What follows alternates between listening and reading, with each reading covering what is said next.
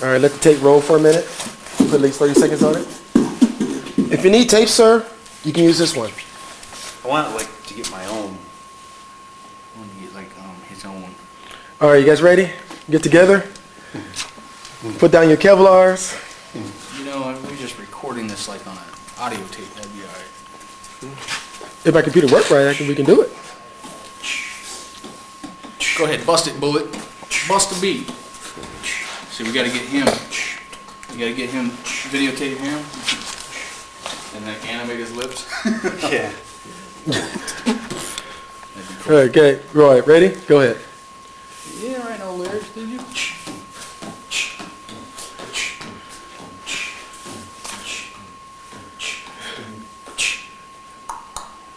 you got, Greg? Come on, Greg. Bust a beat. Come on, Plug. Oh, turn the camera all on. right, well, You let gotta do us practice first, quick. shit. Practice? Yeah, let us get something and then All right, Get go a good ahead. beat going. record. Get something that sound good.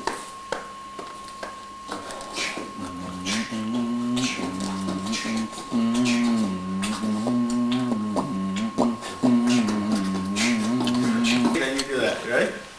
No. Come on, you can do it. You can do it, sir. Ready?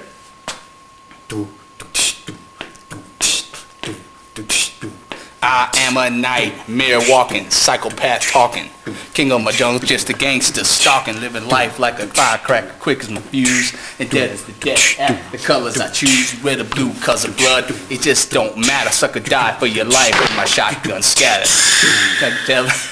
We came to Baghdad, we'll never die. Just multiply. Colors, colors, colors, colors, colors. Then you do some like some old like Sir Mix-a-Lot.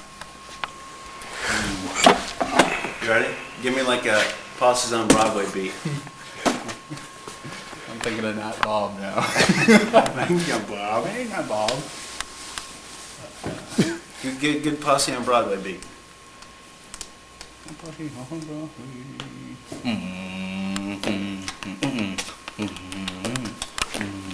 Are you gonna do it? You gonna rap it? That's saying. Yeah. That's good. Yeah. Give me a good beat. Just start something up Jeez, I don't know. so I can see your beat. Or you want me to start singing and you just chime in? Yeah, that might be. Ready? Oh, me and Kid Sensation, home away from home with the black Benz limo with the cellular phone. I'm calling up the posse, it's time to get the ripping.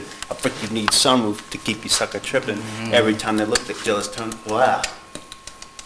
Keep it closer to the ground, we're getting good grip from the 50 series tires. The Alpine bubble, but we need the volume higher, go create a way, get some, make it really get some. You're rolling rain near, and the jealous wanna get some. They can do some like LL Cool J. Okay.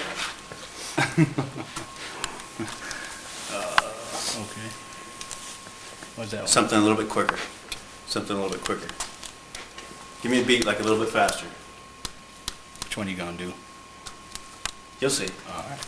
Something a little bit faster. Oh, okay, I got you. Hold on. What is it? I know what you're talking about. About that fast. Yeah. I'm like Tyson, I'm a soldier at war, making sure you don't try to battle me no more. I got concrete rhymes and rap for 10 years, and even when I'm ragging, I'm being sincere. MCs can't win, I make them roast like 10, they call my jaws, my hands like a shark's fin. Cause I'm bad as can be, got my voice all waxed. Some brothers think you're making records, and I must have relaxed, but I couldn't, I shouldn't. And just stay that way. The best rap you heard. LL Cool J! Competition. Kamikaze, take a look at what I've done. Used to rock in my basement, now I'm number one. Ah, that's right. You want to hit me an hour plus a pen and a pad.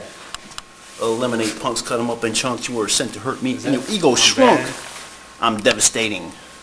Not so good as a shame. I ain't rappers like a cannibal, they They call me insane. Hand seeps can't win. I make them rust like 10. They call me Jaws. My hands like a shark's fin. That's right. We should do it. We should do something like. Oh, here you go. You ready? You ready? Give me a.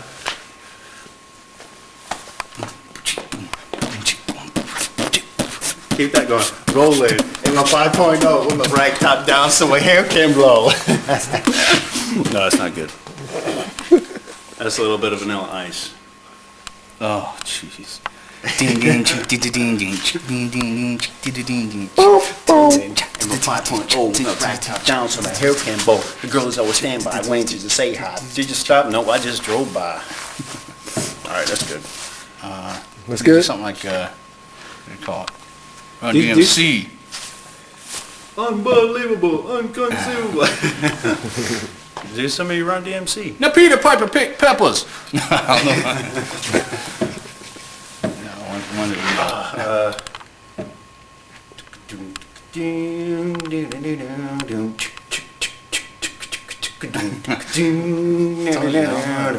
that'd be a good one.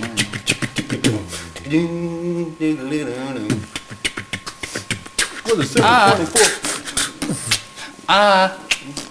What you I'm got? the Magnificent. I'm the Magnificent with a sensational style, and I can go on and on for like a mile a minute, cause I get in it like a car and drive. And if the record was a smash, I could still survive. Come on, man, come in with the beat. I'm the man of wheel on. Keep going. I'm the man of steel on the wheel that you're steering, or rather playing on the record that you're hearing. You might not understand what I'm saying at first, so little Sean, put it in reverse.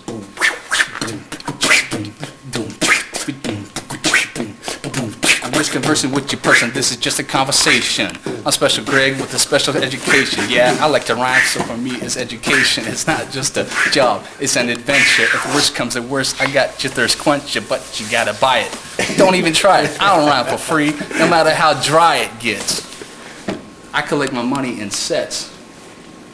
One before the show, See, and again when I then get you so, get into some really old shit. I'm gonna get mine, and I'm gonna get more. You know about like the buttermilk biscuits? Buttermilk biscuits, here we go. Zip the flour, roll up dough, clap your hands and stomp your beat, move your butt to the funky beat, look good. Them buttermilk biscuits. Yeah. What about Beastie Boys? Which one? You know, the one. Here's a little story, it started way back. Well, here's a little story I got to tell about three bad brothers you know so well. It started way back in history. That rhyme DMC and me. You got a little horsey. Paul Revere Just me and my horsey and a quart of beer. We're riding across the land and kicking up sand. Cause I'm in demand. One lonely beastie I be. All by myself without nobody. Come on, man. The sun is beating down on my baseball hat. The air is getting hot. The air is getting flat. Looking for a girl. I ran into a guy. His name is MCA. I said howdy. He said hi. We could do the whole thing.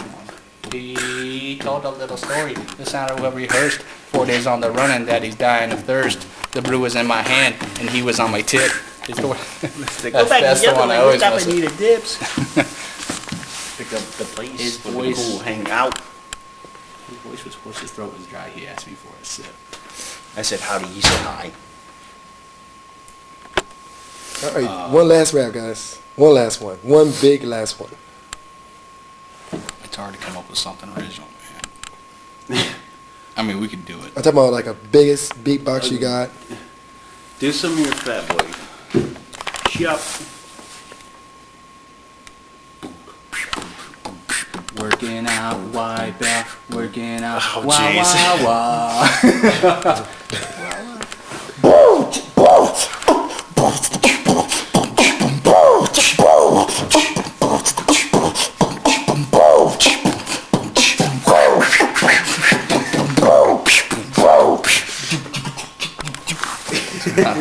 All right. Say goodbye, y'all. Big beatbox saying goodbye, y'all.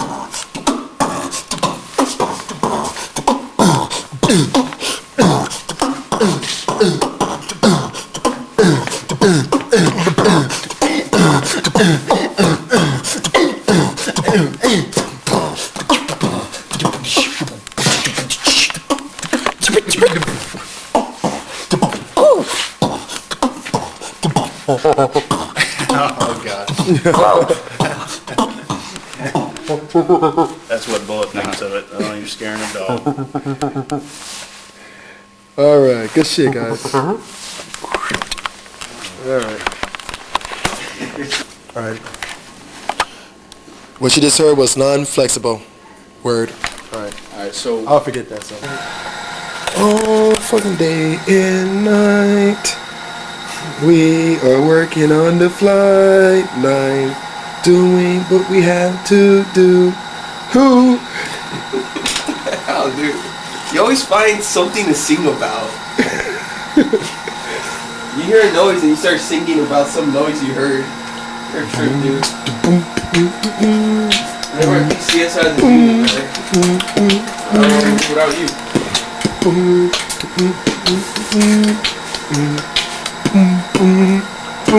Your best orgasm, 25 new tricks. I'll be reading this next. Alright, where's Ski at? Ski! Yeah. Damn, that was high. It was. Sorry about that. Jesus Christ. Yeah, good trip.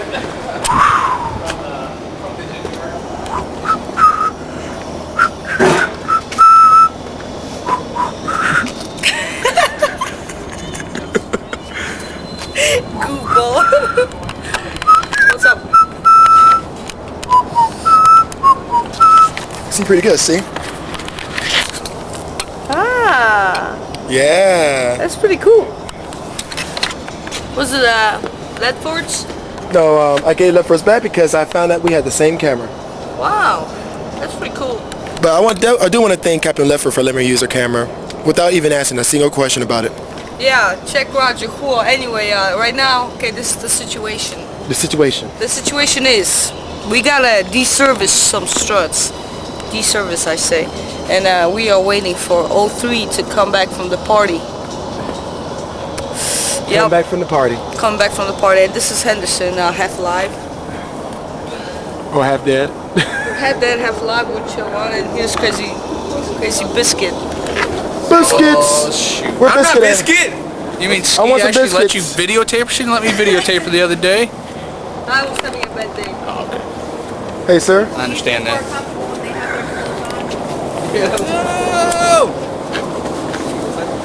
Need to do the zoom in. Close up.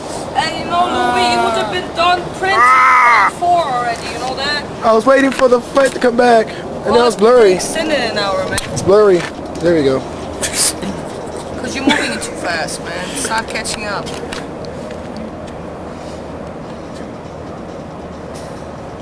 Okay.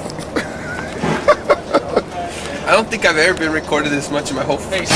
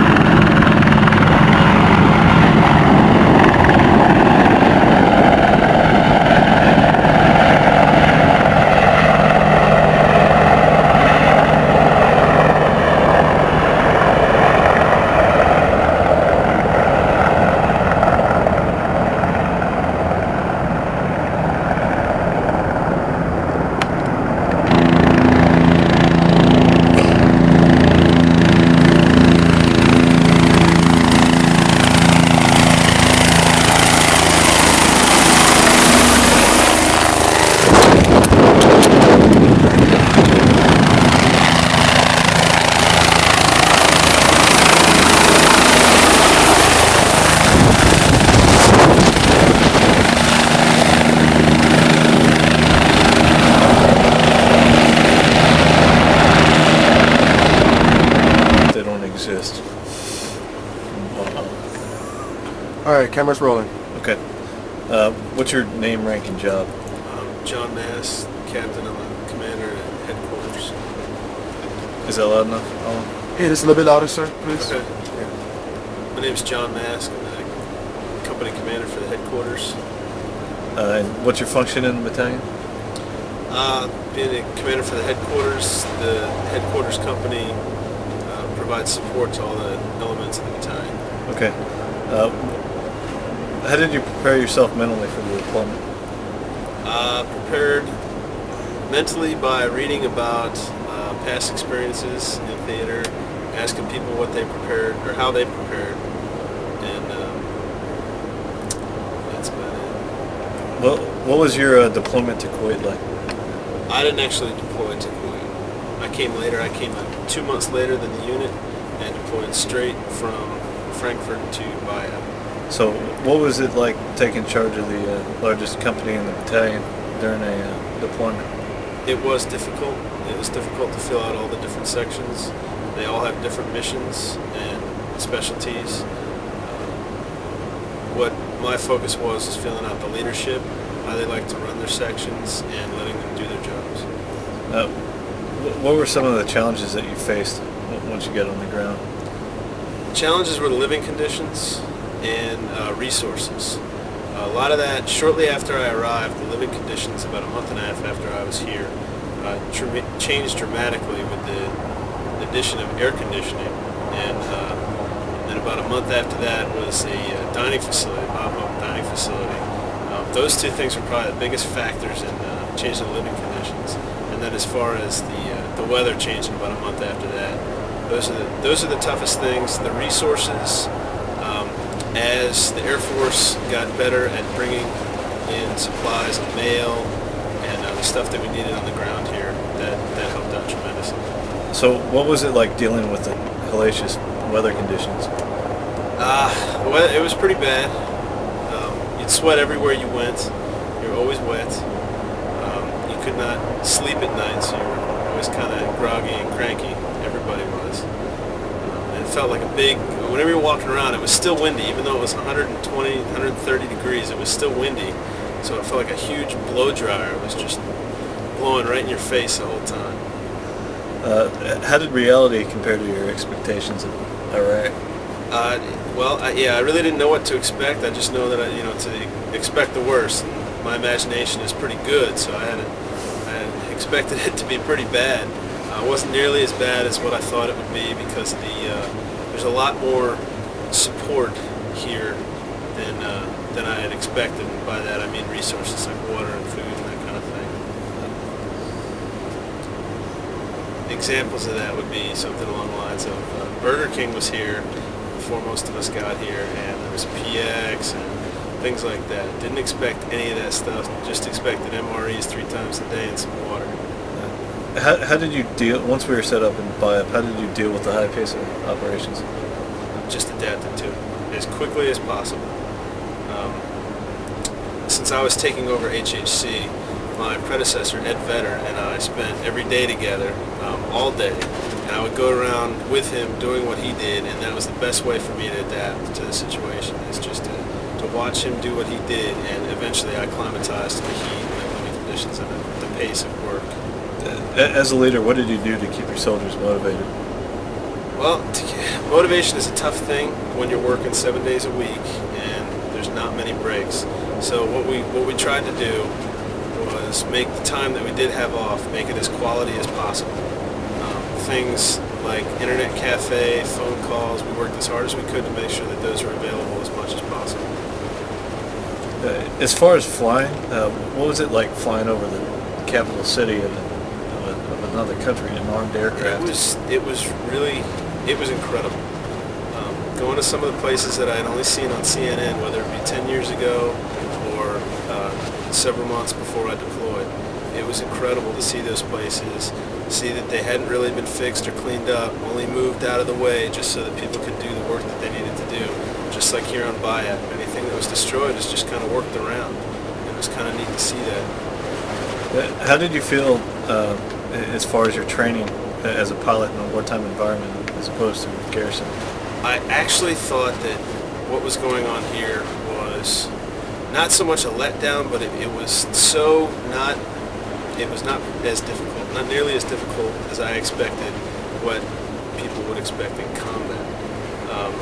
Now granted, the hostilities were for the most part over.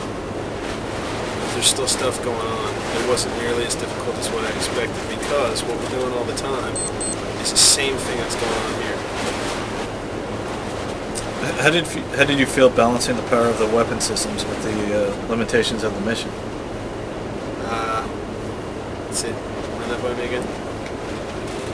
How did you feel balancing the power of the weapon systems with the restrictions of the mission? Oh, ROE? I wasn't, at the time that some of the things were going on, like the kites that were flying and a lot of the small arms fire at night, but you couldn't see where it was coming from. I didn't fly in any of those conditions, but it did disturb me that the guys in our battalion were. I didn't like seeing that they could not engage when they felt like they were being attacked. What are your greatest memories of flying during the deployment? Probably two things stand out in my mind. One was just doing convoy operations and doing reconnaissance of the area downtown. And while we were doing that, we were flying over the river, the Tigris, seeing a lot of the neat parts of the city, doing our mission at the same time. And another one that stands out even more so was doing the convoy for us, going out to Butler Range and seeing that they were coming up on a very crowded market. And we weren't going to shoot anybody, but we had to disperse the crowd, so we did all kinds of maneuvers to make ourselves as loud and as obvious to the crowd as possible. By the time the convoy arrived in the market, they just rolled right through because everybody was scared and looking straight up in the sky. Cool. What was the most dangerous thing you remember being involved in since you were here? I haven't really been in that many dangerous situations. That I'd say the most dangerous of anything that has happened is maybe some of the rocket attacks. Yeah. They're in close proximity, but nothing life-threatening. What did it sound like when we were getting shot with rockets? It sounded...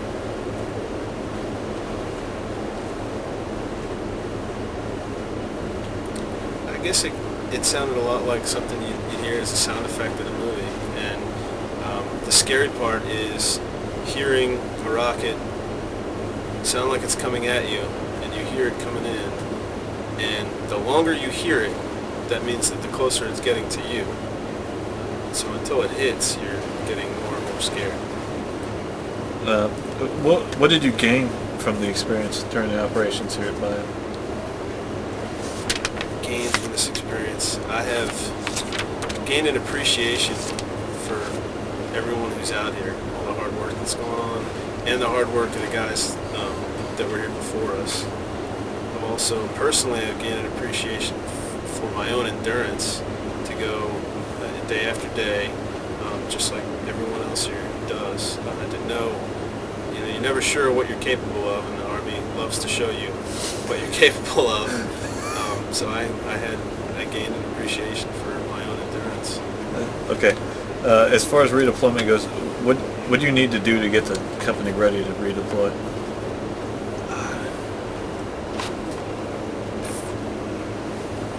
Balance. They need a lot of balance between not letting go of all the things that we're doing right now, sustaining the battalion, keeping the missions flying downtown, and all the other lovely places that we have to secure.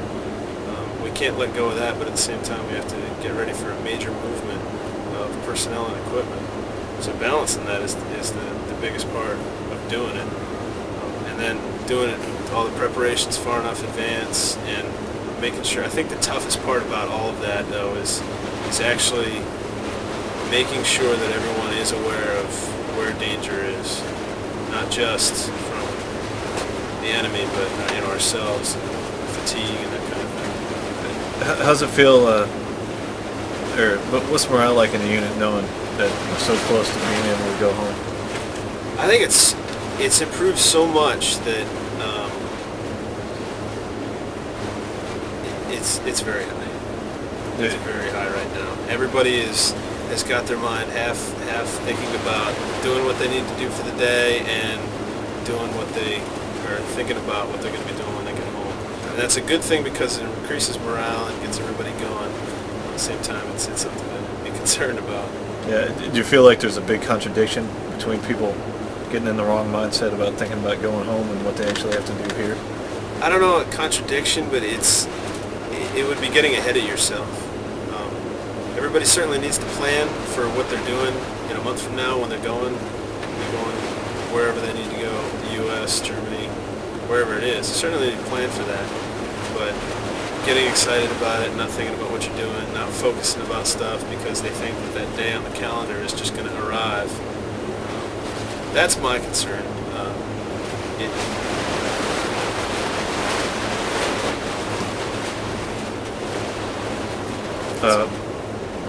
What's the greatest thing you think you've gained from the whole experience? You know, a long time ago, and you and I had talked about, books on Constitution and stuff like that, just so that kind of had it. You and I had talked about reading books on the Constitution, the founders of the Constitution, so we kind of got a better feel for not just a dictator being in control of his country and his people, but actually why we were here and how that affected the people of Iraq. After being here a while and not just watching the news and letting them spin it, it's tough because we're inside the walls of BIAP so much. We don't really get out and interact with people. But being here for so long and seeing enough and interacting enough with Iraqis, I get a little bit, just a tiny bit of the greater whole about what life has been like and how it's changed. And that's what I've gained from this whole experience is understanding exactly what this or how this has affected the Iraqi people. Did you get to meet any famous people while you're here? I had the opportunity to meet Robin Williams. I didn't because I chose to meet Leanne Tweeden. I got to meet Drew Carey. And I forget her name, but Mimi from the Drew Carey Show. And one other guy that I can't remember. She's a cutie. Yeah, she's I think that's it. All right, thanks. That's it. Sure. Hey, did you get those pictures? The FRG.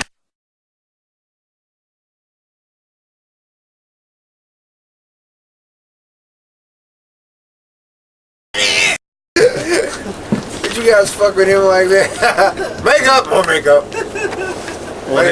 Pre-deployment, the deployment to Kuwait. You were Charlie Company's in it. What's Stand by. Okay. All right, and look at Captain Potter on top, and that's it. Camera's rolling. What's your name, rank, and job? My name is First Sergeant Bobby Reynolds, and I'm the First Sergeant of HAC, First and Final First. Okay. And your function in the battalion? I am First Sergeant. Yeah, on that one. Okay. I was thinking I shouldn't ask you that one. Okay. What did you do to prepare yourself for the deployment mentally? Oh, I've been on quite a number of deployments. My tenure in the service, so I didn't really do anything that I haven't done previously. Just to make sure everything was in order with the home and the family, and just basically came out. I've been on quite a number of deployments, so this one was no different in preparation. Okay. As far as the last few weeks at home with your family, I mean, obviously it was hard to say goodbye. I mean, is there anything special you did? Well, no, not really. We tried to, my wife being a service person as well, we just tried to spend as much time as possible with her having difficulties in her battalion, getting time off, and everybody's, preparing to come here. We had very limited time to do many things together, so we just kind of, spent the weekends together, those that were free, and enjoyed the evenings. Okay. During your deployment to AOR, Iraq, what was the flight like? How were you treated coming down here? For the most part, I think my flight was excellent. The flight crew was, I mean, one of the most professional flight crews I've ever experienced. And, they allowed us to take pictures of them as a crew with the American flag posted once we landed. And they were very genuine in their personalities and support of the soldiers as well. What were your challenges that you faced as a leader once you got on the ground in Kuwait? I guess just trying to make sure all the soldiers maintain their focus. There's a lot who are young, and this is their first deployment away from home, and ensuring that they could maintain their focus on what we wanted to do, and just get them going. There's a lot where some were timid initially what we were going to do because we were scheduled to actually hit the ground running, and as we found out that wasn't the case. And it's hard to keep young men and women motivated and focused, with the constant change, of the environment and mission schedules constantly changing as well. So I would go back to say that my most challenging thing as a first officer was to try to keep the soldiers focused on the mission at hand. Real quick, Ella, does the flag look all right behind? Does it look straight? No, it's just fine, sir. Okay. What are the living conditions like in Kuwait? Initially, they were somewhat austere. When we came up from Wolf Wall, at Wolf, we kind of slept in a 100-man tent. Everyone occupied the floor. There were no cots available. And as we transitioned and moved forward into Udari, things became a little bit better. Cots. And, the temperature was, it was just extremely hot. I usually tell people it's very similar to taking a hairdryer and placing it on hot and aiming it directly at your face. And that's about the best example I can provide someone for the temperature there in Udari. How do you think that affected morale? Oh, it decreased morale a lot. Generally by 9 o'clock in the morning, your soldiers just couldn't function because of the extreme heat. And the flight line was extremely hot, and we were drinking water. And some folks are drinking water as much as 2 bottles an hour. Depending on what we were doing outside. So we tried to generally work from like 04 to about 08 in the morning, and then just stop until about 1700 in the evening. Okay. During the deployment to Bayat, what was the convoy like? The convoy was, for the most part, it was okay. It was a lot better than I thought. We didn't encounter any enemy on the way up. When we got to Al Nazaria, we made a wrong turn there, and that was probably the most notable mistake we made. But we turned the convoy around. It consisted of 102 vehicles. It took about an hour and a half delay to actually turn the convoy around. And we got back on the right track, and we started our track back up to Kenworth.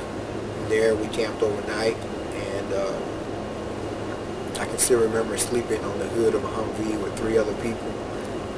And the mosquitoes they were extremely bad that night, and it was quite an experience. We camped out there for about 8 hours, and then we came on in the following day to the airport.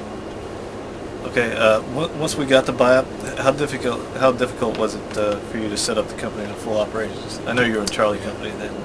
Well, I had some good platoon sergeants, first class Daniels and Sergeant Woodard, and with a small company like Charlie Company, it was relatively simple to do. I think just trying to get everybody, again, to maintain their focus, proceed through the RIP process, ensure everybody knew what their function was, Because as in every deployment, once you figure out what your lane is, it goes a lot easier, But initially, people are not really sure what their job is, and what they could actually bring to the fight, And once that's defined for you, you know your role, and you can settle in a lot better. And that's what happened with Charlie Company. I think with most companies, after 2 or 3 weeks, our role was defined for us, and it became relatively simple. What were the living conditions like, and how did it affect morale? Initially, I've served in a lot worse places, so it was okay. We had hard stand buildings, cots were available. For soldiers though, first term soldiers, never been deployed, it may have been pretty rough. But for me, I thought it was pretty excellent because we're in the middle of the desert, we're in a building, we have a cot available, and the temperature was relatively mild, during the night, and we just had to put up with the extreme heat during the day. How did you deal with the high pace of operations? Again, I had to go back to my other experiences. Normally, there's 1,000 things going on within a company a day. Between myself and the commander, we try to split those. And somewhere during the course of the day, I always try to take out at least 10 minutes of the day and do something that I personally want to do. Either read my Bible or review a publication of some sort, just something, to break the monotony of go, go, go, go, go. And that's how I did it, and that's how I continue to do it to this day. I always take at least a 10 to 15 minute break for myself during the course of the day, and then I'll crank it back up and go right back at whatever I was doing before I stop. But I think if everyone would just stop once a day and do something that they want to do for themselves instead of for other people or for the mission, I think it flows a lot better for them. Yeah. As a leader, what did you do to keep your soldiers motivated? Well, my thing is I like to do a lot of cookouts for motivation and play a lot of MWR type games, volleyball, and then ultimately PT. So we did a lot of PT in Charlie Company, and a lot of folks came out here overweight and they're now underweight. And my thing from the onset was that everyone should come out here with one focus, and that is to develop yourself either spiritually, mentally, or physically. You're out here for 12 months, so you should advance in at least one of those three capacities. So it's usually physical fitness for me. All right. As far as redeployment goes, what did you need to do to start getting the company ready to go redeploy? Again, it's the mindset. You have to have soldiers focus on going home, but yet still focus on the mission as well. So what I try to do, even to this day, is to, allow soldiers to think about what they're going to be doing when they get home. But try to maintain their focus as well here, because it's very important that we accomplish the mission. We're in the fourth quarter. The game's about over. We're in our last down. But myself and the commander will not be satisfied until each and every soldier is back home, in their own home, watching their own television, and drinking their own beer. What's morale like with the whole unit knowing that we're close to going home? Well, morale now on a scale of 1 to 10, going up the scale, I would say it's about at an 8. And that other 2% is because of the uncertainty of the redeployment date, of course. But soldiers are ready to go. We've done our mission here. I think we've done it extremely well. We've had very minimal casualties here throughout the region as a brigade. And I think soldiers feel real good about what they've done here for the country, for our Constitution, and for the nation. Personally, on your family, how did your wife feel about the deployment? Oh, initially, with her being a service member, she was somewhat skeptical about deploying to the region, and I felt the same way about her, because now, I generally have to worry about or be concerned about her when she's out flying, and or either when I'm on convoy, she's worried about me, and coming back safe, of course. But we both looked at it as though it would be a positive part of our lives, and it has been. It truly has been. Did you get to meet any famous people while you were here? No, I did. I did. That's not really my thing. We had a lot of people to come to buy out, but I usually just allow the soldiers to go up and kind of take a seat in the back. Yeah. What's the greatest thing that you think you've gained from this whole experience? I think my greatest gain is I've increased my spirituality with the good Lord. You know, I think I've grown a lot closer to the deity, and I think that's all one could ever hope for in an environment like this. Yeah. And that's it. Cool. That's it. Yeah. Thanks for sir. Thank you. Appreciate it. All right, look at him and relax. What's your name, rank, and job, and where are you from? Sergeant First Class Brown. My job is I'm A-Like Platoon Sergeant slash the S6 NCOIC. Yeah. And I'm from a little small town called Lufkin, Texas. Yeah. Do you have a family? Yes, I do. Actually, my wife is out here with me. Yeah. I have 2 daughters from a previous, but they're fine. They're 12. Hi, Caleb. Alice. What's your function in the battalion? Well, mainly I'm the S6 NCOIC, which is communications engineer. Okay. What'd you do to prepare yourself for the deployment mentally? Well, mentally, I was. This is not my first time deploying. I've been to a couple other places prior to getting here, but I was in Turkey prior to this last. Prior to me getting here into Iraq, I was in Turkey with 5.7 ADA, a Patriot unit out of and also. And so when I thought about the deployment coming down here, I was pretty much prepared. I was actually ready to get it started. You know? Okay. What were the last few weeks with your family in Germany like? Well, my few weeks with my family were. My wife was here before I got here, so I ended up doing all the stuff that was generally a spouse would actually do. You know, getting rid of the house, and, storing everything, stuff like that. So, I mean, she was here before I was. Okay. You didn't deploy with us to Kuwait. You showed up a little bit like halfway through the deployment, right? Yes, sir. Okay. I got here in the first part of November. Okay. What was your flight over here like? As far as how were you treated? Well, to be honest, because I was anxious to actually get down here. It took a while. I got to Kuwait and I got stuck in Kuwait for about 5 days trying to get down here. The treatment wasn't bad. I mean, they had all the facilities for you, and it wasn't bad. But then I tell you what, I had an experience with the flight to Baghdad. Those guys that fly those C-130s know how to fly. Yeah. And they had a couple of guys looking pretty green, I'd say. What happened? Oh, they shook us up a little bit. Yeah. Prior to landing. But it was an experience. I enjoyed it.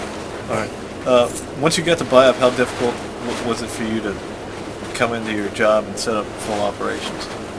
Well, actually, I hit the ground running. My lieutenant had a grip pretty much. I think he actually needed the senior NCO leadership there, but the section is really a really strong section. They just need a little guidance, and so I hit the ground running. And everything was there. I just needed to organize it. So it was a pretty smooth transition. Okay.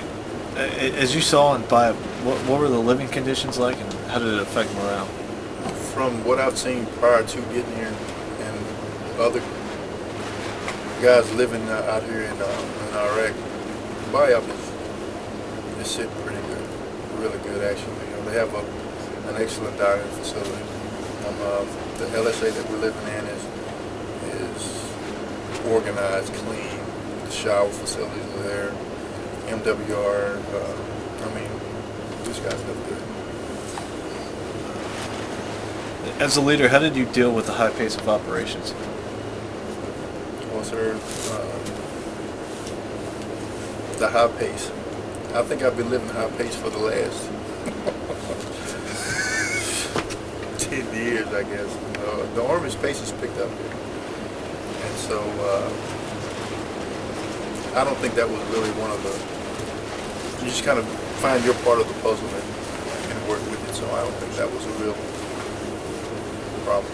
Okay, what did you do to keep your soldiers motivated? One is pep talks.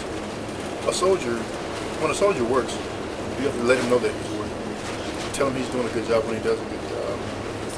And still have the ability to discipline him when he messes up. And leadership is a real fine art. If you do it right, everything works out right. But like I said, I got good soldiers, so everything's fine. As far as redeployment goes, what did you need to do to get ready to redeploy? Well, mainly identify what's mine and what's not mine. I think was the hardest part. A lot of things that we actually deal with are going to actually stay in country and to assist the guys that's going to replace us. And once that's been identified, I mean, the stuff to go back is pretty easy. And then the preparation for the redeployment as far as mindset, not only for myself but for the soldiers, is one of the most challenging. I mean, being here at BIOP, you can kind of get complacent. I mean, you're secure. Yeah. And you have to put the soldiers in the mindset that we're still at war. We have to get back home. And the road home is not a real safe place. Sorry about that. Make sure you wipe this part out. Unless you need it. Okay. On that signal, how does it feel to know that we're so close to going home, and how do you think it's affecting morale? I think guys are excited. I think the soldiers, after a year being in Iraq, I think these guys are ready to go home. But like I say, there is some complacency, but I think these guys still realize they have a major obstacle to accomplish, and I think they're prepared for it. Okay. Personal, you don't have to answer any of these questions. Do you have a family? Yes, my wife, like I said, my wife is here. Okay. How did your wife feel about the deployment? Well, my wife did the full 12 months, so to say she's ready to go home would be an understatement. Did you get to meet any famous people while you were here? Yeah, I saw Robin Williams. I saw a couple of the wrestlers. Stone Cold was probably my biggest thrill, I guess you could say. Yeah. Stone Cold, Steve Austin. I tried to have a match with him, but he wouldn't wrestle. He said I was too big. Yeah. What do you think's the greatest thing you've gained from the whole experience? Well, mainly the experience. A lot of the tactics that, which are newer tactics than we're accustomed to dealing with like the IEDs, the VVIEDs, when people shooting rockets at you, stuff like that. Just having the experience, I think it puts you in the mindset to where you realize that one, you're at war. It's an experience you can share with the younger soldiers, so that when those old guys get ready to leave, at least they would have the knowledge for the future wars. If you don't want to talk about fun, but you were out by the showers one night when a rocket attacked Yes, sir. with your wife. Can you tell us about that? Yes, sir. That was like a real scary moment. It was actually my wife and I. We were walking toward the showers, and I heard a whistle. And it took me a split second to realize what it was. And you can't see it. It was dark, of course. But when I realized what it was, I grabbed my wife and I threw her on the ground. I jumped on top of her. And as soon as we hit the ground, it exploded. I say it exploded maybe 50 or 60 meters. It's pretty close. Really, really close. I mean, it exploded. All the debris fell on top of us. I don't think the initial explosion was the scariest part, but generally these rockets come in 2s or 3s or 4s. And so the scary moment was after the rocket had landed. I was waiting for the next one to hit. So, but we stayed on the ground for about 15, 20 seconds, and I didn't see anything. And I got everybody up. There's a couple other guys standing around, and I ran down to the CP to record where I saw it land and stuff. Oh, okay. All right. Well, that's all we got. Cool, sir. Thanks, man. Thank you, sir. Appreciate it. Appreciate it.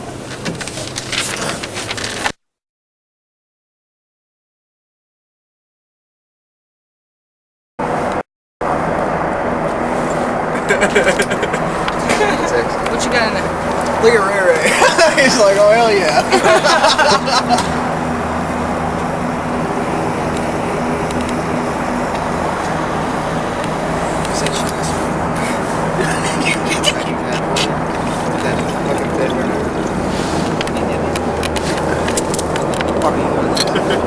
Come on, second.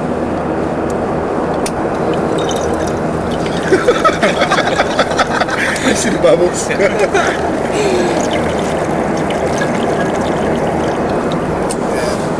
Brings back memories, don't it? Yeah, it does.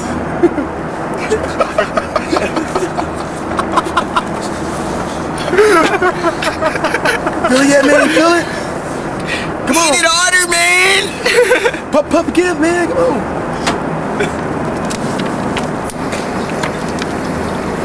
So well then, here are the, yeah. That's a badass bomb, dude. Here's our armaments. Still wonder why shit is fucked up? Here's your answer. No, it's just because your pilot stuff over the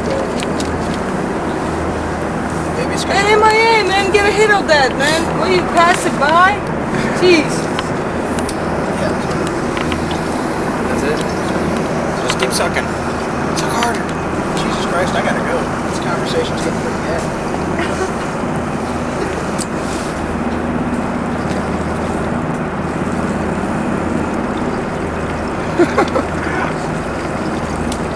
You don't feel it, do you?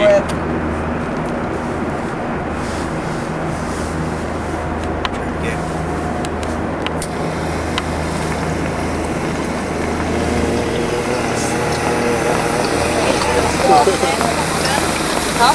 Yeah. Real stuff. Jeez. Jumping a whole Hey. bunch of... Burn the shit, dude. That's a whole lot of effort. Real shit, man.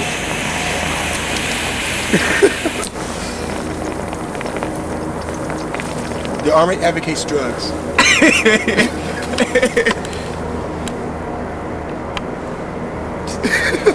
Mommy!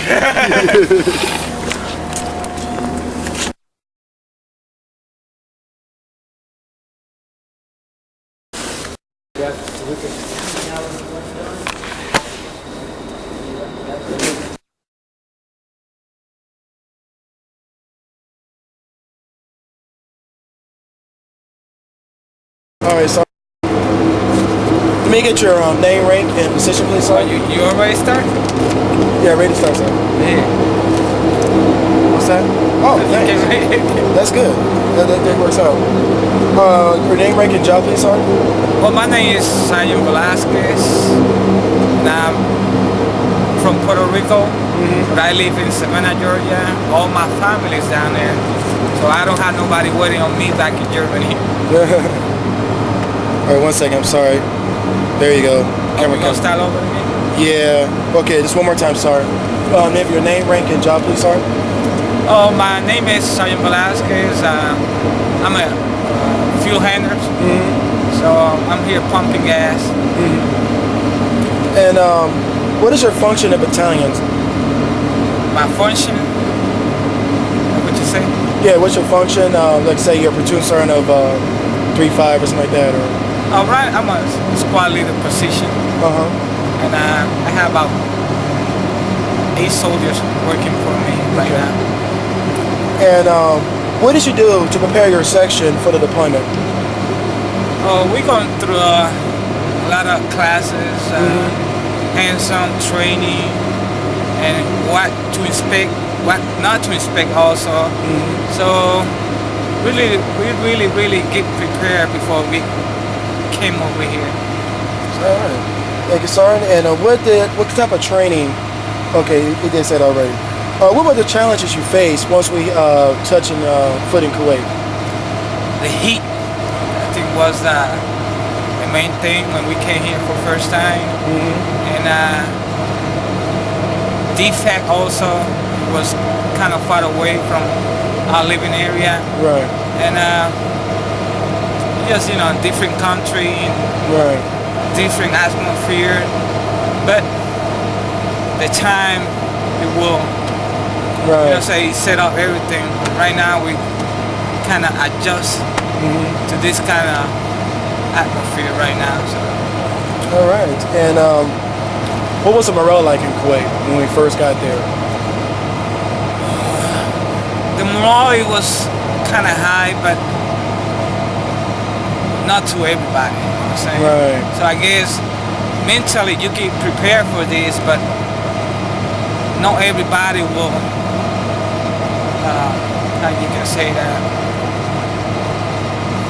I mean, you can get prepared before you hit the ground, but when you're there, it's different. Right. So I guess I got a lot of years of experience, so for me it wasn't that bad. But you know what I'm saying, enlisted soldiers, they just came out from AIT, it was kind of rough. And you did the convoy, sir? Excuse me? You did the convoy? Yes, I did a convoy too. So you did the convoy 500 miles in a 30-hour period. Tell us what that was like. That was a journey. It was about almost 36 hours driving. And everybody got tired. A lot of hours driving. Eating when you can, sleep when you can. It's at the same time it was bad, but it's kind of a lot of experience. It was something new for me. Right. So I ain't got nothing bad to say about that. You know what I'm saying? Just it was a long trip. It was a long trip. And once you hit ground in Baghdad, all right, just give me a second.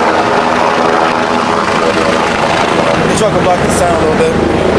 All right, once you hit the ground in Baghdad, what was it like? When we hit Baghdad right here, everything is supposed to be different.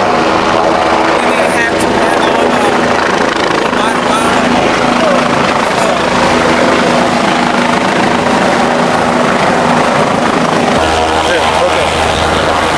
All right, now once you step foot in Baghdad, what was it like to set up operations? Third AD was here at that time, so we had to wait about a couple of days to set up our park and everything. Because as soon as we set up our place of duty, everything is time going smooth and everything. And Maya has been good for us. I know it's a lot of people in some different places worse than this. So I guess we came to the right place and we've been doing great.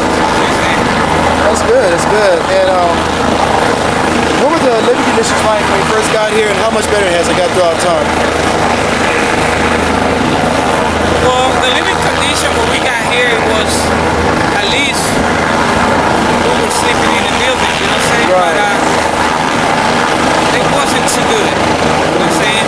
Time passed, we improved a lot. Right now,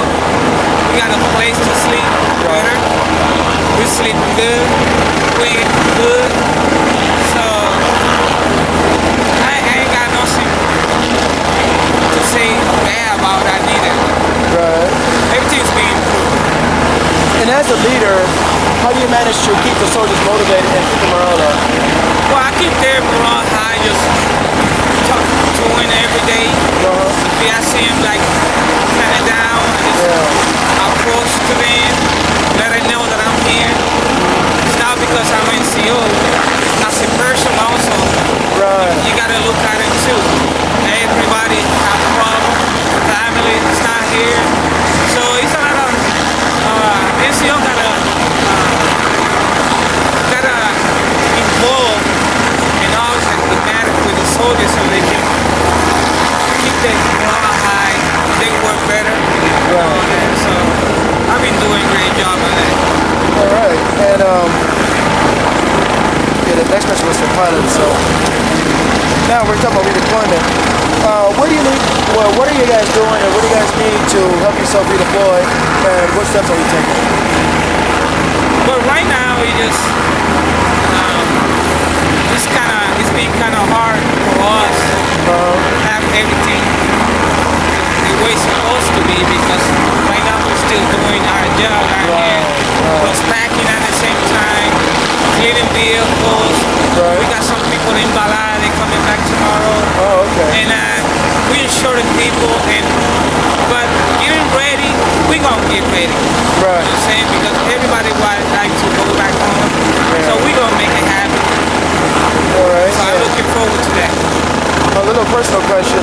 How does your wife and kids feel about, I mean, I know we go back to Germany, so make sure you mention Germany, then we go on leave, tell about leave. So how's your family feel about going home? Well, my family, they've been supporting me all the time. They know what I'm doing here for good reason. So my wife, she's in the military also. And for that side, I know it's been rough for her having 4 kids at home by herself, working and taking care of the house also. But at the same time, she understands what kind of job I have. So for her, love you, honey.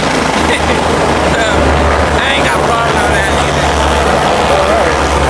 And one more question is, what is the greatest thing you gained from this experience here in Baghdad?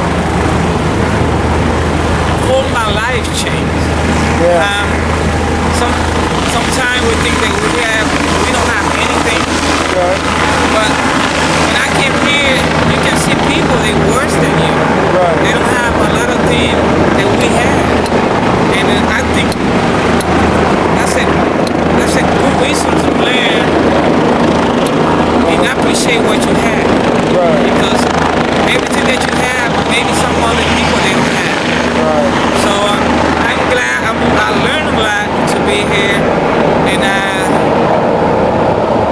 it's like when I go back, I'm gonna treat other people different. You know what I'm saying? It's like see other people maybe down than you, try to help them out too. Sometimes we don't look that.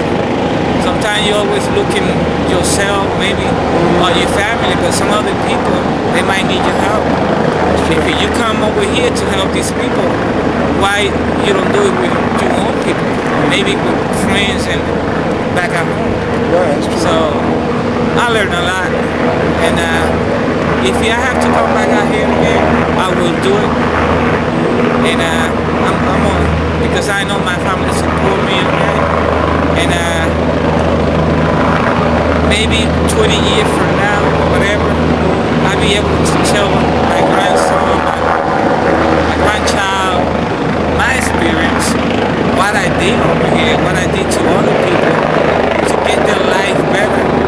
And I'll be proud. I'll be proud of that. Well, I'm proud right now, you know what I'm saying? But be able to talk to other people what I saw over here. In different countries, different costumes and everything.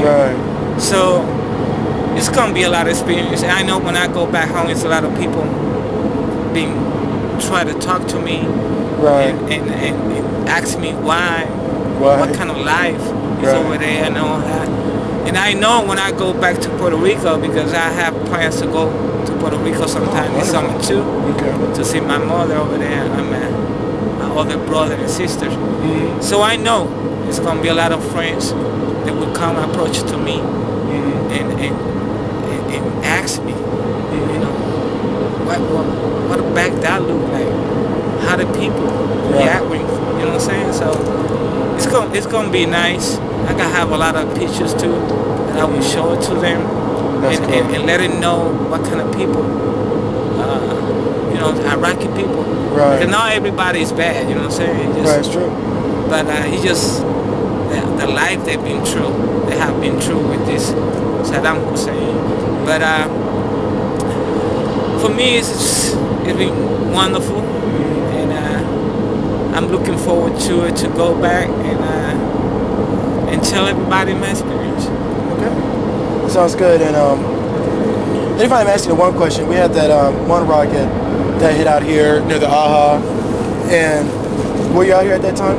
Yes, I was. So if you don't mind, you don't have to answer if you don't want to. Tell us about that experience and your feelings at that time. Well, by that, it was almost about 7 o'clock at night. I was checking the line when I heard that sound. In a couple of seconds, that rocket hit right there. It was close to us, and everybody was, you know what I'm saying, everybody started running and looking to get cover, putting cables and everything was on. A couple of people started crying, and from that time on, I had to call my wife and let her know what was going on. I was trying to avoid that. Tell my wife about.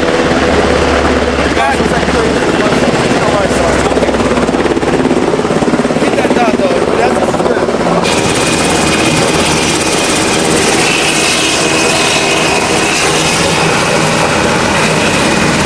All right, tell me where you left off, son, please.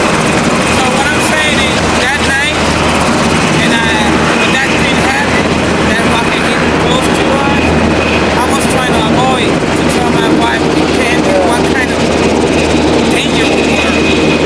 But by that day, after that day, I had to email her and let her know what happened. Because by that time, we were getting hit almost every day at night. So I had to email my wife and let her know what was going on over here. So I told her, if anything happened to me, I want you to do everything that you gotta do with me. You gotta be in my hometown, Puerto Rico. Everything that you had to do for me, you gotta be in my hometown. But it was something amazing, you know what I'm saying? Amazing thing, because I was too close to that, hit by a rocket. So, but it was something that I'm gonna remember that for all my life. I imagine that. Well, Sergeant, I want to thank you very much for the interview. Okay. That was some good stuff you said. I'm glad you. And I was going to see the question real quick, and I was thank you for being right. All right, just look at me the best way you can. I don't know if you can see me, but don't look at the camera. There you go. All right. Kind of take your shirt in like that real quick. That's good. That looks better. All right.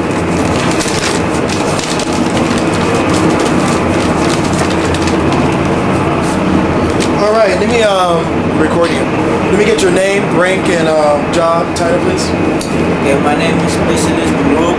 I am a Master 77 Fox. I'm an aircraft refueler. All right. And what is your function in this particular company? Like I said, I'm a 77 Fox, so but let's say like, you know, you refuel aircraft when you come in and stuff like that, and anything else you do as part of your task. So, go ahead. You had 300. What do you mean by 50? Just talk about like how you fuel aircraft, how you got to check the lines every day, make sure we have enough gas in the trucks, or what do you do on a normal day? Just sum it up a little bit. Well, on a normal day, if we're not working at the farm, we're back, or we stay at the building working on vehicles. Sometimes you get water pickup, or we do details on the building, or details that we get tasked out to do in our unit, basically. All right, that's good. And now, before you came here, What did you do to prepare yourself mentally for this deployment? I talk to my family a lot, try to stay focused on the mission, pray a lot. All right, and what type of training did we do, or did you do to prepare for this deployment? I think what really helped us is like the mission and the training we got when we went to Poland, the graph really kind of get us prepared and ready for this deployment. So yeah, that was a good training right there. All right, and once you hit foot in Kuwait, what challenges did you and your crew face to get everything set up in Kuwait? Can you repeat the question? What challenges did you face when you first hit ground in Kuwait at your target? I said the biggest challenge was the heat. It was too hot for us to be working. And as far as when it comes to doing our MOS, it was too hot, but we said we sucked it up and drive on. I guess that was it. And big scare was one of it. We all know it was going to war. Right. And you did the convoy, right? Yeah. Okay. In the 500-mile convoy that took a little over 30 hours, tell us what that was like. To me, it was kind of painful because I was the 50 cal gunner and a 5-ton. And we was the only 5-ton with 50 cal gunner, so we were the very last vehicle, the entire convoy. So we had to stop and pick up every vehicle that broke down with the full security. I was tired, but I made it through. That's good. And was it difficult for you to set up full operations in Bahia once you got here? You can say that it was kind of difficult. Well, in a way it was, because the area that we're working on, but we kind of worked that out, so it was kind of hard, but now it's easy. Wow, that's good. What were the living conditions like when you first got here? The living conditions like when you first got to Bahia? The living conditions, improving. So, well, we got a roof over our head, we got PX, we got Chiapa, we got MWR now, so yeah, it's improving. I like it a lot. It don't bother me. Now, you have any family back at home in Germany? The family? Yeah. No. I'm a single soul. Okay, and where are you from? I'm from Guam. Guam? And where are your folks at now? Back home. You're back home in Guam? Okay. So, I'll ask you that later then. What obstacles did you and your crew face being here in Bahia? Oh, what? What obstacles did you face being here in Bahia? What cycles? Yeah, obstacles did you face? Oh, what obstacles? Probably the missions. I mean, it's probably like the only obstacles that we had was the mission, because we had to be in two places at the same time. But we pulled through, we made it, so yeah. That's good. That's good. Now that we're about to redeploy, we're almost there. We're almost there. What are you guys doing to prepare yourself for redeployment? Well, it's kind of hard to stay focused on a mission now because we're all thinking about going home, but we try to come to work with 100%, in what we do.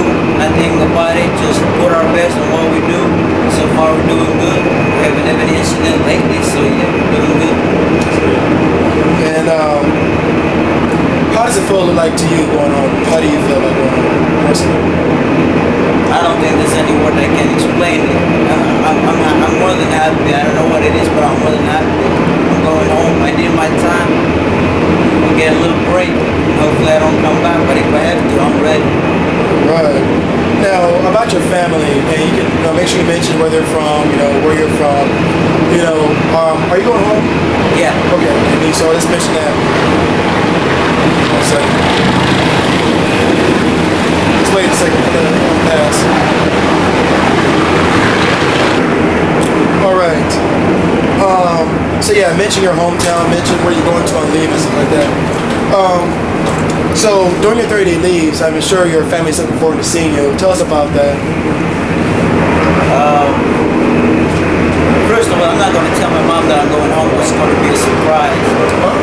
But my sister knows that I'm going home, but my mom, my dad don't really know because I'm going to surprise them. But yeah, they know I'm out here. I mean, they're supporting me. They're supporting 110%. They say they can't wait to see me. I can't wait to see them. So yeah, I'm just waiting for that day to go back so I can go visit them. All right. There's one more question. What's the greatest thing you learned from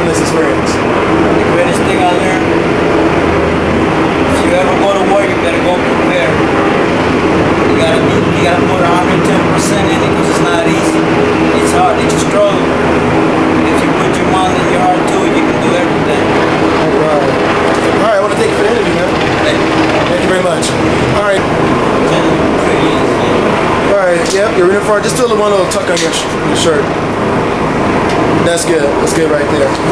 All right. All right. Let me have your name.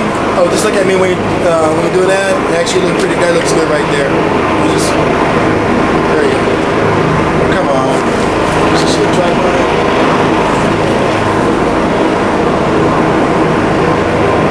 All right. We get your name, rank, and job title, please. Special equipment. What was the last one? Huh? What'd you say? The last one is job title. And what'd you do? Oh, I'm an aircraft refueler. All right. And what did you do to prepare yourself for this deployment? What I do, basically just participate in whatever training that was given. You know what I'm saying? Pay attention. But, you know, it's pretty dangerous out there. So. All right. And what challenges did you face when you first stepped foot in Kuwait as a company? There's every other natural resource they got out there. Way different from here. That's good. And what were the living conditions like in Kuwait? Basically like living outside, but you had like a tent over there. Basically, you know what I'm saying? Every insect, every animal come in with you. Real hot, everybody sweating. Real crazy. I imagine it was pretty difficult. What was your expectations for deployment, and how does it meet, in reality?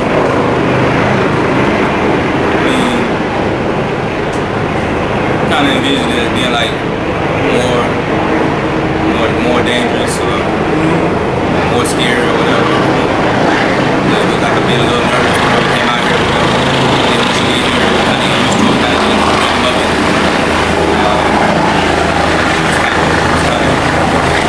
One second, let's wait for those two birds to pass by. All right, that's better. All right, did you do the convoy?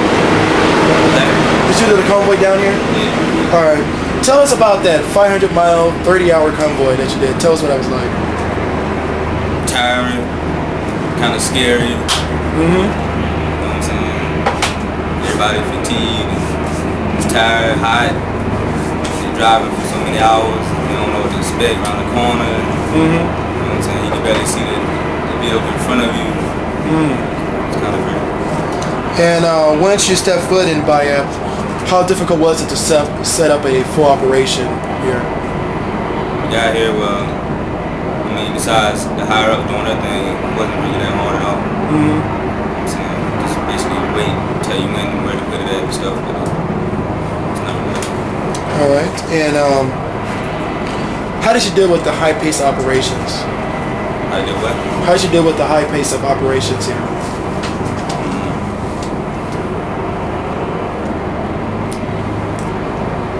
I mean, like I said, when you get in the rhythm, you're gonna be real tired and real fatigued and all that. Once you get in the rhythm of it, it's pretty much, I wouldn't say easy, but you know what I'm saying, it's easy to, to go along with, to do. Right. And how much different is it from what you're doing in garrison compared to doing it here in a warlike environment? A lot more work. A whole lot more work out here. Like you said, you don't get no rest, no peace in between. Aircrafts coming in for fuel. It's like it's constant. Right. Like besides like back in garrison, where just like calm. You don't really need everybody there or whatever. You know what I'm saying? Here, everybody has to be here. All right. That's a good answer. I like that. What is your greatest memories of being here in Baghdad? Greatest memories.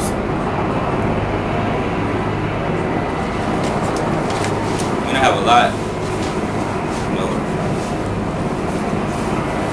more like just like faces people make or whatever, like, you know what I'm saying? See them like go through like such like the hard time like we have out here. See people come in like real motivated and stuff like that. You know what I'm saying? And for them to bring me up, you know what I'm saying, make me motivate me. You know what I'm saying? And do what I gotta do. People picking each other up, you know what I'm saying? So they can complete the missions, stuff like that. You know what I'm saying? So it's like I have a lot of those kind of memories. That's cool. That's good. That's good. And let's talk about redeployment now. How do you feel about that? I mean, we're almost at the end here. Tell us about that. Tell us how you feel right now about us being almost there. It's like it ain't true. It's like it don't seem real. Been out here for so long, it don't really seem real. Yeah. Like they say, some people might get back and actually miss being out here. You know, like kind of like miss being in Iraq or something. So I can see how that could happen. I'm not saying it's gonna happen to me, but been out here for so long. You know what I'm saying? Got into a rhythm out here. Used to getting up in the morning and doing this and this and that. To the end of the day, you know what I'm saying? Don't seem real. That's good. And when I'm saying that's good, I'm not saying that you're coming with that you're saying is good. You're saying that you're coming is good, because that's really good stuff you're saying. Now let's ask about your family. Do you have a family in Germany or the States? No, I have one in the States. All right. And are you married? I'm saying single. And so let's talk about your family back at home. And are you going home during your leave? I won't be going home now. I went home. I took leave while I was out here, so go back to Germany and kind of rest. So you're gonna tour Germany a little bit? Yeah. All right, cool. Let's talk about that. So when we get back, we'll be back at home. What you're planning on doing in Germany? Or what do you want to happen in Germany while you're there? Germany, I wanna see more of Europe. Like I couldn't do when I first came there, because I've been in the field a lot and then coming out here for a year. I didn't really spend that much time in Germany rather than being out in the field out here. So I want to maybe go to Paris or see any other ports in Europe, something like that. I didn't get to see while I was there. Explore while I'm there before my PCS or ETS. That's good. That's good. And do some traveling. Now, one last question is, we had been rocketed a few times. Were you here that night when that rocket hit near the flight line? So let's talk about that. What was going through your head at the time? Tell us what we were doing beforehand, and then right when it happened, and what happened after that. I was out here. I was on the farm. I mean, when that one happened, it was like we had a lot before then, and like it never really hit anywhere like close to anything. Right. So, I mean, at first I was kind of not shrug it off, but it's kind of like maybe went way out somewhere. And I seen all the smoke and all that type of stuff. So I kind of got concerned with it. I just wanted to make sure everybody was alright. Straight with it. Alright. That sounds good. That's it. I want to thank you very much for the interview. Alright, man. Basically, send out this a little bit. That's good.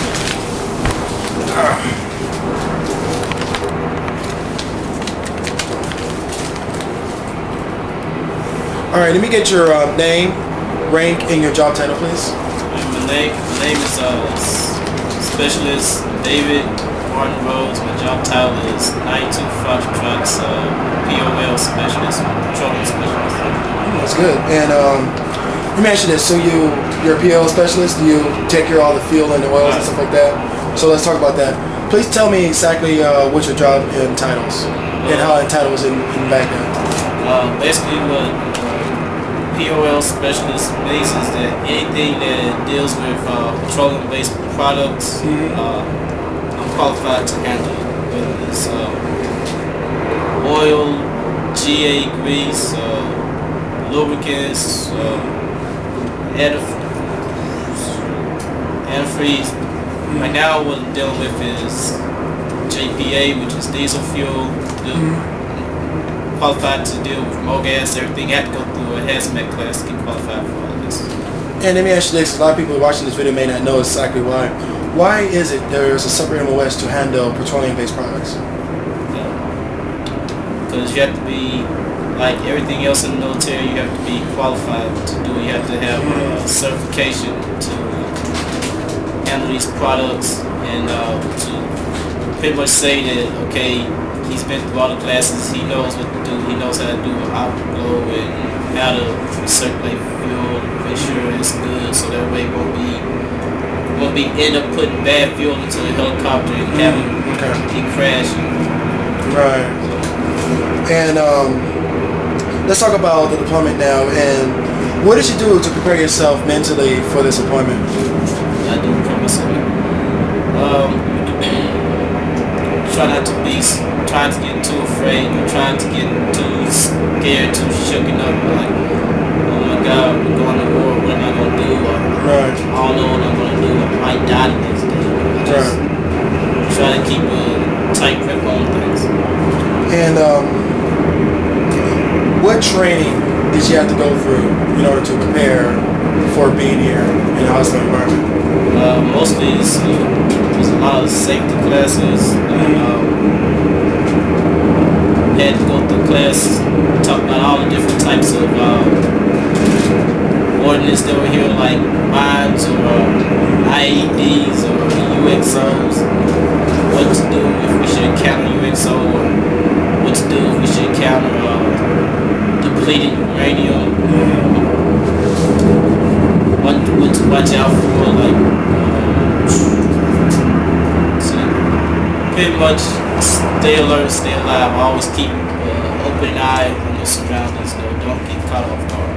Alright, that's good. I like that. And what challenges did you face as a POL specialist in order to get things running in Kuwait? But I think the only challenge is, sometimes we have problems with we may have, like, getting a rush, like we're doing tonight, getting a whole bunch of aircraft in at a single time, and might have to be go constantly pick up fuel about 5-6 times a night, because we're constantly running out. Other than that, I think the only major problem is fatigue, because you're always constantly working, and sometimes you get tired, start getting slow, or not so much lacking on the job, just not getting out there as quick as if you just came home while you're waiting. And you did the convoy, right? Yes. Okay. You did a 500 mile convoy in a 30-hour period. Tell us what that was like. It was long. It was slow. I remember a lot of vehicles broke down when we went to the convoy. We first got here, we went too far on one road, so we had to turn around, come back, and then take a right road. I don't remember us getting called hit or anything. 1 second. Alright, continue talking about the convoy.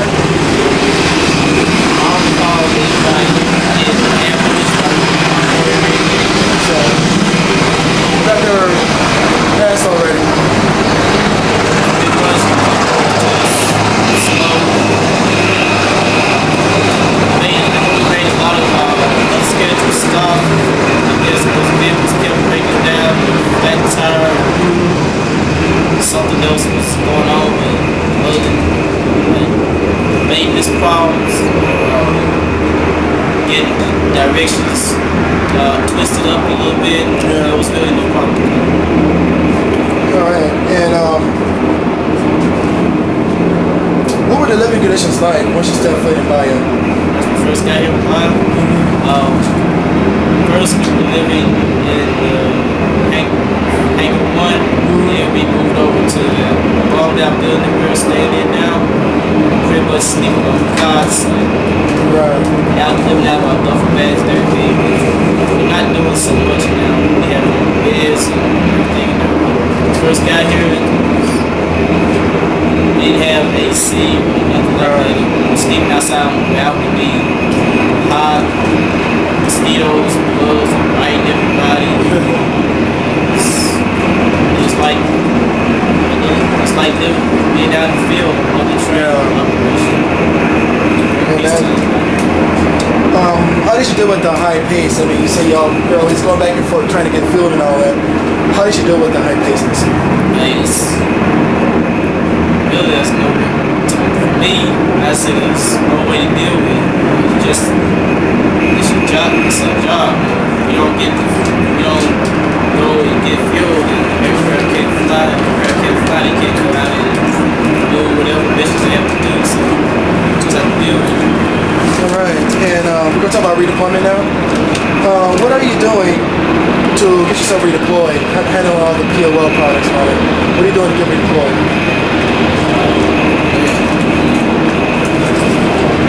Right now, we are pretty much packing up the mill van, purging all the fuel out of the heavy tankers before we can go put it back on the ship.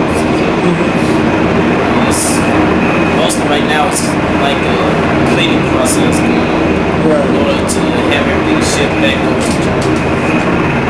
Alright. And are you married? No. Where are your family at? Mississippi. Okay, so let's talk about, are you going home? Taking leave? Yeah. No, I wouldn't take leave, not PCS. Oh, so you're not going to take leave at all? Okay.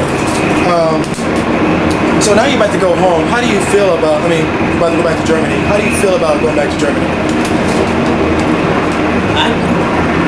I never thought I would be so happy to see fleet of horses. So out here is things you think about all the things that you have back in fleet wars that you don't have here. People don't have, and everybody else takes for granted on a daily basis, like running water, clean water you drink. Just makes you opens your eyes to everything. Sometimes God, I'm tired of being here, I want to go, but once you go somewhere else, I can't wait to get back. So, ready to go back. Alright, and this one last question is, what is the most dangerous thing you faced here? Dangerous thing I faced here? Probably be just going outside the gate. Like when we first got here, we had to go outside the gate to pick up ice, just to keep all water, drinks cold. And that's probably the only scariest thing that I faced so far. Every so often I hear about people getting injured just right outside the gate. Not too far, not even like a mile down the road outside the gate, just right outside where all the vendors and everybody. So that's pretty much probably the scariest thing I've had to do. Alright, thank you very much for the interview. And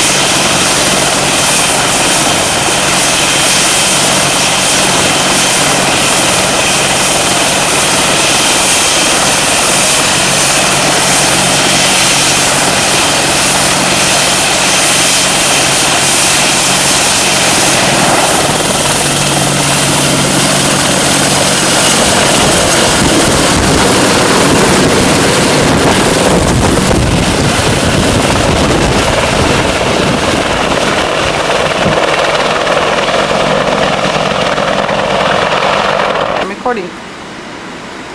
All right. Hi, my name is Antonio La, and I'm the producer of this DVD project, along with Captain Potter, who is a battalion historian. I am working on 2 videos, actually. One for the battalion and one for Alpha Company, which is a DVD yearbook. I'm going to show you my studio real quick. I have a very elaborate studio. Very elaborate. And here it is, the laptop. My laptop, any laptop can be used for a video production, because if you have at least like a 2 gig hard speed computer, you can pretty much have a video studio. I came up with this idea about a few months back. Went to the battalion, actually went to the company commander and said, I'd like to do a video for the battalion. That was canceled because they were already doing a yearbook. But I started working on a company video instead, making it funny, being like more of a funny video. After a while, the yearbook is canceled, and now we're doing a battalion DVD. The DVD is one of the best consumer formats out there that outputs a professional-like picture and sound.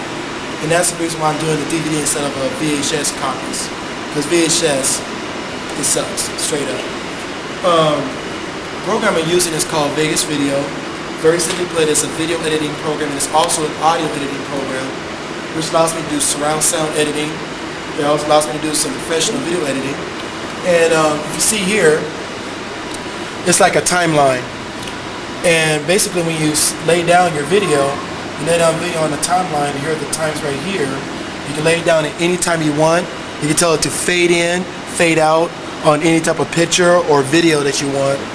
If you scroll down a little bit, you can lay down your audio tracks.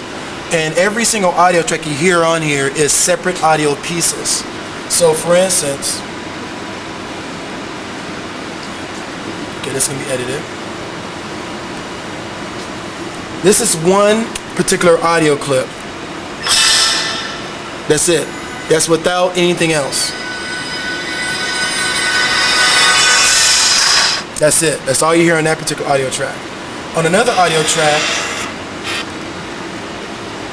you're going to hear other sound effects that are embedded in that same soundtrack. Now this is the Alice in Chains music that fades in while the other sound effects are playing. Now, once you get all these tracks laid out, now you have to edit it so that the music and all the audio pieces mix together and it sounds good. Like that punching orchestra sound. You got the Alice in Chains. You got the techno music, that beginning of the techno music goes on in the background. You got the lightning and thunder. You got the bass tone in the background. All that stuff is mixed in together to make one audio track. Alright, you can cut now. Alright, a lot of people are wondering how I did the Mr. Holcomb picture and took out pretty much his glass shield in front of his helmet and put pictures inside of it. And also how I used the white space. Basically, I use a technique called chroma key. It's a professional technique that they use in all movies. You notice the blue screen or the green screen or the red screen. You can take any solid color in any video picture and put something else in back of it. Just like when they do Star Wars, something like that, when someone's flying, or like Superman. They have him on some type of voice, and he's doing this, and they have him in front of a blue screen. What the chroma key does, the chroma key feature, is they take out the blue, and they put like a CD background. I'm doing the exact same thing for this video. If you notice here, first I lay down a blue background. Then you have the face, the original picture. Now what I do is I had to go in there and cut out the white, and I cut out this mask, and it comes out looking like that. That's what is called a masking. It's a masking technique. And once you get the mask, then in the actual video, we go to the video now. What I'm using right now is Photoshop for the graphic masking. When you go into the editing program, you can tell it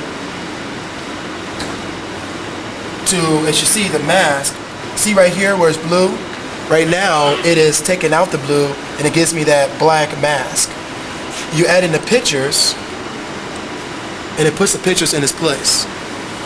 Now, how do you move the pictures around? A lot of people ask me, how am I moving the pictures around so much? Basically, this program, and most editing programs do this, even the cheaper, the less expensive audio programs will allow you to zoom in and out of pictures and tilt, move them around and stuff like that. And it's very easy to do. It's not that hard. Basically, like with the opening graphic, you go into the timeline and you tell it. See this little image right here? See how it's kind of tilted? You can tell it exactly where you want that framing to be. And these little points are called time points. They're like timeline points. And so you tell it and it moves it out like that. So as you see, the picture is moving within that timeline as you direct it to move. And you tell it to move like within like 3 or 4 frames. Each frame is a different picture. You can tell it to move a certain frame every time. So that's basically how it works. So we're using a chroma key, we're using rotation of pictures, all within that same timeline. All right, cut for a second. In Operation Ace Target, there's where the logo pops up and it comes up really big on the screen, and it starts hitting on EJ's helmet to push it out the way so that it can become the prominent, one more time. All right. In Operation Ace Target, there's in the beginning, you got the assassin logo coming up and it becomes a dominant part of the screen, but you still got the EJ mask on the right. I kind of thought of it where the logo starts to hit on it and pushes it out the way at the end. Well, those are sound effects I have to use, that knocking sound. What I did was I took noises like this and I recorded it, and I went to this program called SoundForge. SoundForge is put up by Sonic Foundry, now owned by Sony. Sony bought the company out, and now they distribute the software. I took that noise, and I was able to make it sound more dominant. And I took it and made 4 different sound effects out of it, so it sounded like 4 different notes. And made that. Now, the voice of the skull. Very easy. I'm going to show you how to do that. I open up the program and use the recording feature of the program. Operation Ace Target. Now, what I do is I take out the unnecessary audio in the beginning. See, right here is the Operation Ace Target. That's the sound wave right there. I take away that. Take away the other sounds. And here's my voice. Operation Ace Target. Okay, well I took out the, well there it is. Operation Ace Target. Now what I do is I go into a few effects. I adjust the EQ to add a little bit more bass to it. And as you see, this is the frequency line. This is the bass, mid-range, treble. So I adjust it, and this is the last setting I use for the Operation Ace Target. So I'm going to go and use that same setting. You can adjust it to add more bass.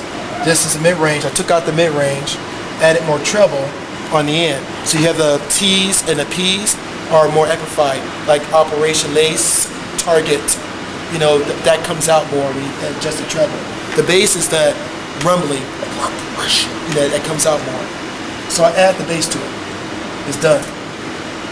Now I add an effect.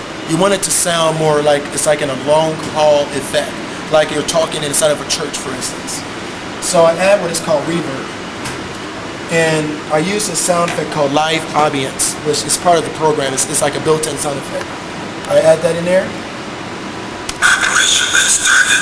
And that's it. This is 2 effects right there. More bass, more treble, and adding a special effect. And that's added into the program. And so that's how I created that my voice. And it's my voice doing it to make it sound like a skull talking, pretty much. All right, stand by on it. Now, I'm doing the same techniques that they use in Hollywood, which is called Foley. Foley is a person who, you know, you always see when they make movies where they're doing this dumping and they break glass and all this stuff. I'm doing the same thing. The only thing is I don't have the big microphones and the big studio or the budget to do something like that. So I just have to use simple effects. I needed a sound effect for when the skull lands on top of the sword in Operation Ace Target. I couldn't think of anything. The one thing that actually Cruz came up with an idea of taking a knife and rubbing it against some type of wood. I didn't have wood either. And so what I did was I took it against the table. I'm going to show you how that effect is done. I hit record, and now the computer's recording. Oh, by the way, my computer has a built-in, what's wrong? It's blinking. Let's keep it rolling for a second. Keep it rolling. Alright, there's this one part of, this is one part in Operation Ace Target where I needed the sound of a skull going onto the sword. And if you see it, you actually hear that sound effect. But I couldn't think of anything that would sound like that. Cruz came up with an idea of taking a knife and rubbing it against a table that would sound like a metal to metal type of sound. And so I said, well, metal to metal, but it's a skull. But I tried it. And so I borrowed this knife, and this is this knife right here, and I rubbed it against the table and got the sound effect. Now, it will sound just like that. My computer fortunately has a built-in microphone, which is right here. So I don't need any extra microphones that to record that sound. So I hit record on my computer, and I did this. Got that sound effect. This is what it sounds like naturally. And I did this. Got that sound effect. So I got that sound effect in there. Of course, I take out my voice.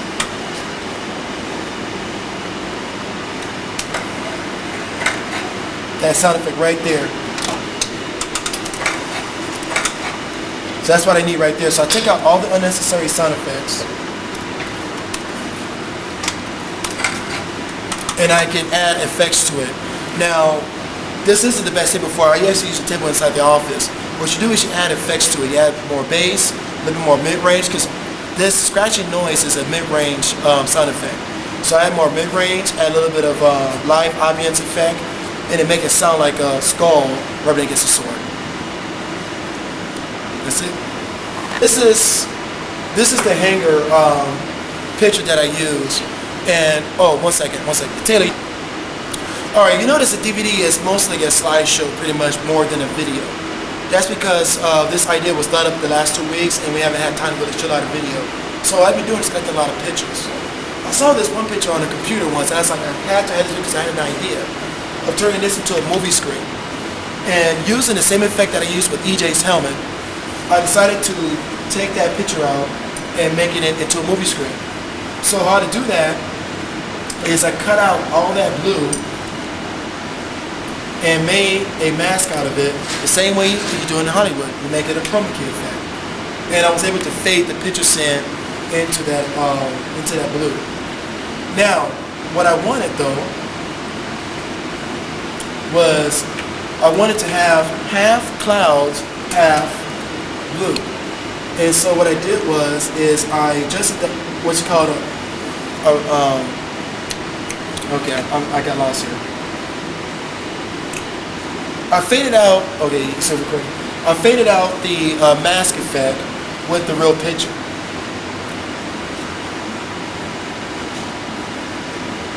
If you notice,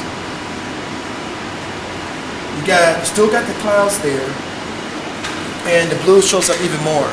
Now, even though it's not a solid blue, the program still is able to filter out that blue that's in there, and you still got the cloud effect in the background. So you got the pictures, still got the clouds. That creates the effect of the picture in the clouds, pretty much. That's how that's done. That's it.